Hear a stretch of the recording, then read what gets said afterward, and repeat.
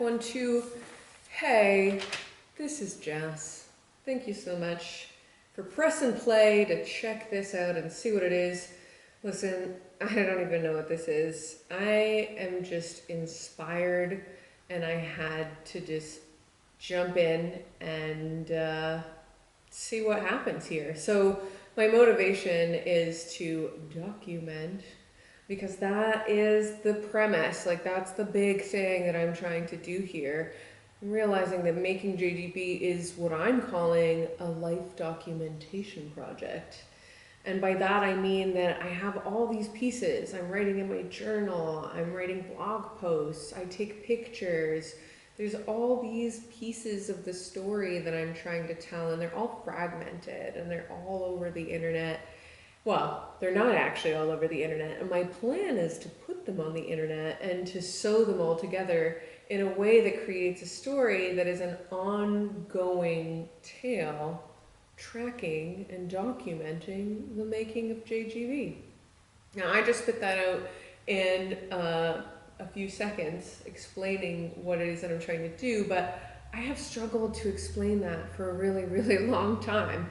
Anytime anyone asks me what this project is about, I get really flustered, and I'm learning that that has a lot to do with my personality type, as in my Myers-Briggs personality type. And I think as somebody who is feeling and intuitive, I really do get lost in the weeds of details. I'm great at big picture stuff.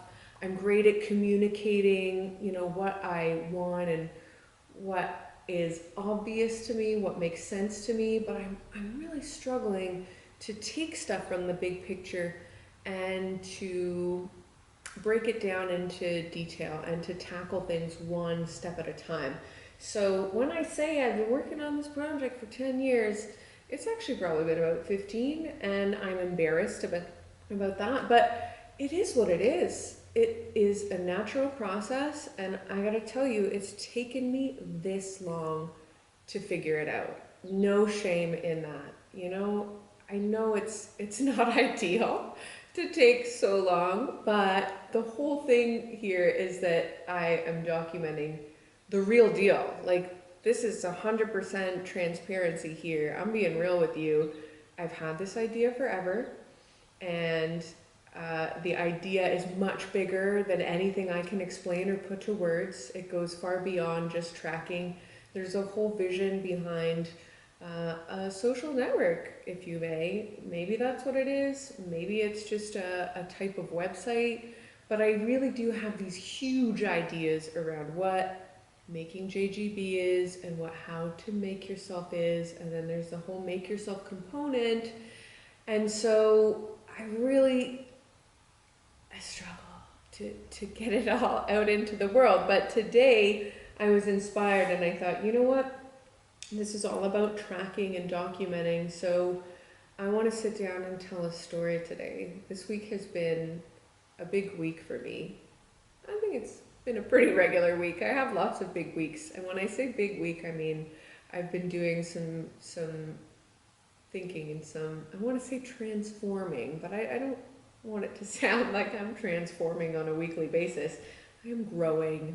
Let's put it that way. I am growing and I am learning because I'm putting myself out there. So that is also why I'm sitting down. I've got my laptop in front of me.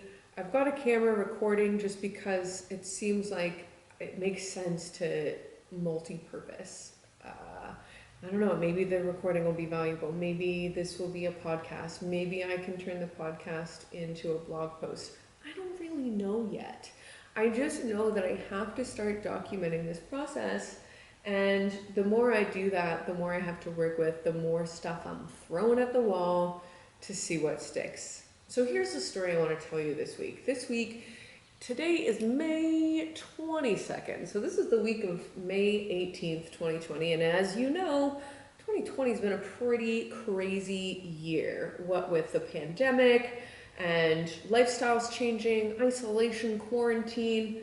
I personally am on my second round of quarantine because I was in Mexico, and I came home to Canada, and I figured I'd go to Hamilton where my mom is, and I'd get a nice visit in, get to hang out with mom, but also have the benefit of getting groceries delivered by mom. So thank you, mom, for being there for me and delivering groceries. And then I figured I would go to the next place where I would spend my summer. Like, this is my lockdown spot. And then, of course, just as I was on my way to the lockdown spot in Nova Scotia, the province announced that you had to quarantine upon arrival here, even if it's a domestic flight. So now I'm on round 2 of quarantine, and I gotta be honest with you, I've been shying away from saying this because it's a really challenging thing that's happening out there, and there's a lot of people suffering, and I don't want to make it sound like their suffering is working for me. That's not at all what I mean, but this pandemic has been so useful for me. It's been so great. I'm actually like in my element right now. I'm someone who's spent a lot of time on my own. I left home at 15. I've been making my own decisions and doing my own thing and not having anyone to tell me what to do or where to be. And so I've really done my own thing for a long time now. And don't get me wrong, for a long time, that was really hard. I really struggled with being alone, like big time. And I wrote an article about that last week. I implore you, please check it out, because I've been doing this content writing stuff where I'm waking up at like 5 o'clock in the morning and I'm doing 2 hours of writing because content is a huge priority for me right now. So I created that blog post. It's called How to Live in Self-Isolation and Stay Sane, or something like that. Something like that. And in that piece, I do talk about how I've spent a lot of time on my own and some of the struggles that came up while being on my own, and how I've sort of worked to overcome and adapt. And now, I gotta say, I mean, it's pretty obvious if you look at my Instagram or if you've been following me at all, my life has changed drastically. I love being on my own. I'm on my own all the time. I've been traveling for 2 years. I've been solo all the time. Everything I do is by myself.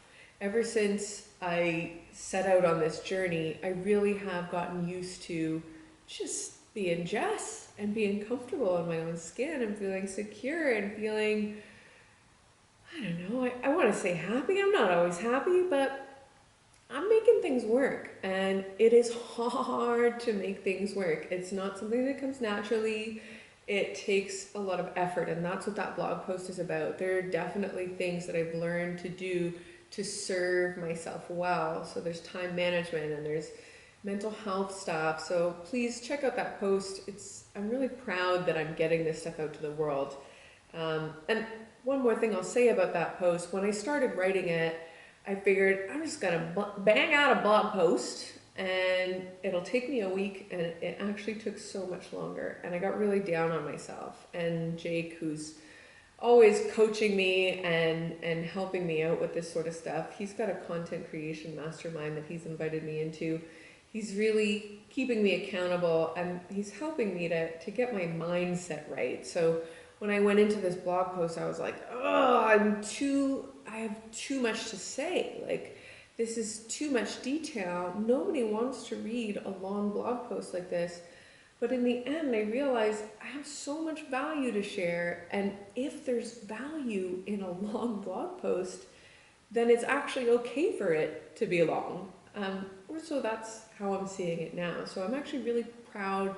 Even though it's super long, I'm really proud of what I pulled together there. And I'm proud of what it took to get to that place. So I'm excited that I get to create really authentic content like that. So that is a new thing in the making of JGB. The content creation is coming together, and I'm starting to see that that is an asset that I have. It's not a setback that I communicate too much.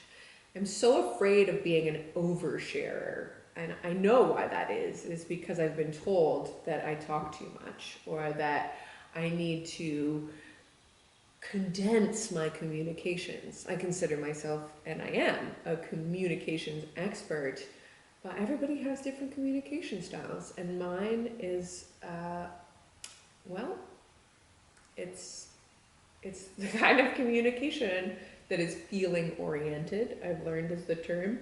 I communicate based on what I'm thinking and feeling, and sometimes that becomes a much more drawn out piece of communication than, say, somebody who is much more direct and concise and to the point. But both modes of communication are acceptable, and I'm learning to just rejoice in the fact that I have this skill of communicating and that I am providing value. So changing the mindset there, don't look at it like, ugh, I'm talking too much, it's too much. Look at it like, hey, I'm providing value. I have a lot to say, and I should be proud that I have all these things to impart, because that means I have experience and I have knowledge.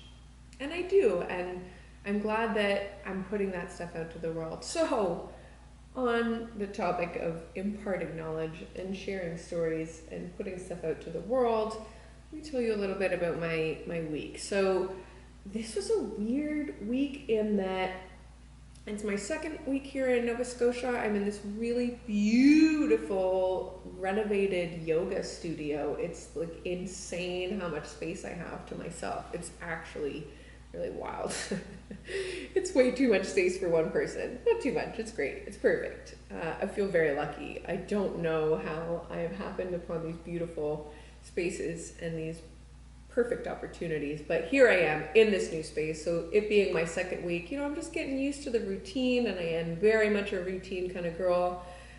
I've been trying to be super productive. I've got my work hours, but I also have my side hustle hours. Side hustle being making JGB and content creation and world domination, and so, I'm rolling, I'm in my routines, but then it's Tuesday. I'm like, I don't know what got under my skin when I'm like sitting and I'm doing my exercises. I've been doing these strength exercises every day, and I just burst into tears.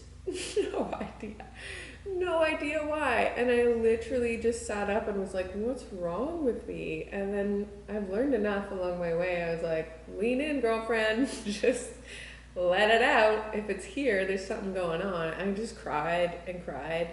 And gosh, I almost feel like I shouldn't tell you this part, but I was just like, all right, let's make this, like, this is a cathartic experience. I just pumped up the jams, the music was on, I just started blasting the music, and I danced, and I cried, and I just let it out. And the whole time I was like, I don't know why I'm doing this. I don't know where this is coming from. So I let it out, and of course that triggered something in me where I was like, okay, what's going on? What am I upset about? Is it a dream that I had? Is it something that I read? What am I working on? And the meditations that I've been doing, that's another thing that I'm committed to, big routine, is that I do my meditations. It's actually more than once a day now. I'm doing it at least twice a day now. And the meditations I've been working through are all forgiveness related. Forgiving myself. And that's what's funny, is like I've spent so much time with these forgiveness meditations, forgiving the people that I struggle with, forgiving people from the past, forgiving, just, you gotta let go. And I'm not gonna go into detail. I could talk about forgiveness and how important that is, because it's having a huge impact on me. But let's not go down that path. I realized that all this forgiveness stuff has made me realize that I'm so busy forgiving other people that I haven't forgiven myself. I didn't even think about forgiving myself. And so once that started turning in my head, I realized, oh wow, I really do need to forgive myself. Like, all of the things that have happened in my life, I guess there is a part of me that feels really guilty, or that feels shame towards those things. And I know it seems obvious, but I've never really stopped to think, oh my God, Jess, it's okay. Those things were not your fault. I forgive you. Please don't blame yourself. So I realized that this was a thing, that I needed to start forgiving myself. And I think that's probably what happened on that Tuesday when I just like burst into tears. I think that was just like a cathartic release. It was just saying, it's okay. Let it out. Like, I forgive you. Get this out of your system. And so it was hard. It was weird. And I worked through that day. Tuesday was just like, you know what? Today's a shitty day, and that's okay. Shitty days happen. It's fine. Tomorrow is a new day. And you know what? I woke up the next day and I like pep talked myself. I had my meditation. I did some affirmations and was just like, you got this, girl. Today's a new day. And it really wasn't a great day. I struggled again and I started doing some writing and exploring and thinking, oh, what's going on here? And so it's just been a weird week, an emotional week. And I pushed through it, you know, it was positive, and I did my meditations, and I used all the tools that I have that I now know to use when I get into these situations, when I struggle, when I get emotional, when I feel like I'm hitting a wall. I know what to do nowadays. For a long time, I did not know what to do. For a long time, I turned to alcohol, and that's one of the big forgiveness things, is like all the things that I did when I was drinking. I feel so much shame and guilt towards that. There are things that happened to me that I'll never be able to take back, and I deeply, deeply regret them. But it is what it is, and I can't take that back. And I really do forgive myself. I do. I know that the girl in that place who was drinking was numbing things because she was suffering. And she was feeling a lot of pain, and she was running away from it, and she didn't have the tools, or she didn't know how to tap into those tools. I know that those tools were available to me, but I think everyone can relate to the fact that you know what you need to do, but you're not always there yet. You're not there yet. It doesn't click. It doesn't make sense. You're not ready. And then there comes a day where you figure it out and where it falls into place. So if you're one of those people who's struggling right now, oh my God, I hear you. I know everyone's telling you, just do this, just do that, just meditate, just journal, it's so easy, right? It's so easy. And it's not easy. If you're suffering, that is a part of the process. And you will get to the next step if you're willing and if you believe it's possible. That's something I could talk about for hours as well. I'm not going to go down that path right now, but if you are suffering and you want to create change, what you need to do, in my opinion, is you need to realize that you are capable and believe with every part of your being. And the only way you can learn to believe is, you know, to tell yourself, I can do this. Anyway, so forgiveness. I'm working on forgiveness. I'm getting through all this stuff. On Thursday, I wake up and I've got this ringing in my ears. I'm so wary of telling you this, because if I told myself this story a year ago even, I would laugh at myself, seriously. So here goes. This is like full on authenticity mode, right? This is what this is all about. My brand's all about private lives and public spaces and telling authentic stories, because it's the real deal, guys. It is what it is. So I wake up, I got ringing in my ears, and I can't figure out, like, why would I have ringing in my ears? Tinnitus. Why do I have tinnitus? I spend the whole day just like Googling everything. I have some other health issues going on that I can't get to the bottom of. So, you know, there's already this fear that's like, oh, the tinnitus is an extra thing. And I have this fear that I have a blood clot. I don't know. There's a genetic blood disorder in my family and I need to get tested for it. And I can't until my healthcare comes through. Rah, rah, rah. So Thursday, wake up with tinnitus, can't figure out what's going on, and I'm panicking. And I'm upset. And I'm obsessive, like obsessively Googling. You know how it is. We've all been there. Obsessively Googling, what the fuck is wrong with my ear? Why is this happening? And so at one point I give up and I'm like, Jess, you gotta move on. You've gotta do your work. You've gotta like get your shit done. Let's not let this completely take over. And so I go on with my stuff, and then at the end of the day I'm journaling and I'm writing and I think, oh, you know, I should look up what Louise Hay has to say about this. I don't know if you guys know Louise Hay, but she believes that all of the things that happen in our bodies have to do with, a mind-body connection. Something's going on in the mind that we can't resolve, and it's having some sort of physical manifestation in our bodies. And I do believe this. That is another thing that I talk about, or that I want to talk about more. And so I look up tinnitus in the Louise Hay You Can Heal Your Life book, and tinnitus, of course, is you are not listening to yourself. Not listening to yourself. I'm like, I'm not listening to myself. What the fuck? I don't know what that means. What do you mean I'm not listening to myself? I'm trying, I'm journaling, I'm doing all this stuff. What do you mean I'm not listening? It also, when I looked it up, I looked up some other resources were like stubborn. Yeah, that is totally me. I'm very stubborn in many ways. And so I'm thinking, you know what? Maybe this does have something to do with my tinnitus. Maybe there is something here. Anyway, go to bed, whatever, life goes on. Wake up the next day, just today by the way, and I do my writing in the morning, and I'm writing this piece on why I share my private life in a public space. And I've been trying to write this piece probably for like my whole life, for these 15 years, and every time I go to write this piece, I get lost in the weeds. I have this vision, this big picture vision. I'm like, I can't say this whole thing in so few words. So I get frustrated, and then all of a sudden I'm sitting there and I just think, wait, I'm not listening. I have the answers. I'm not listening to myself. I need to tune in.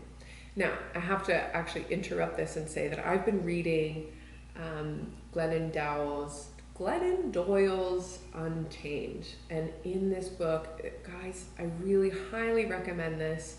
It talks about how we have to tap into ourselves. And I've only just started it, so I'm in the beginning, but what I really took from it so far is that we have all the answers and they're within us. And like, we spend so much time in the outside world and other people's expectations, or being molded into what is expected of us, or our religions, or our families, or our cultures. Like, we're all just trying to emulate what we're told we're supposed to be.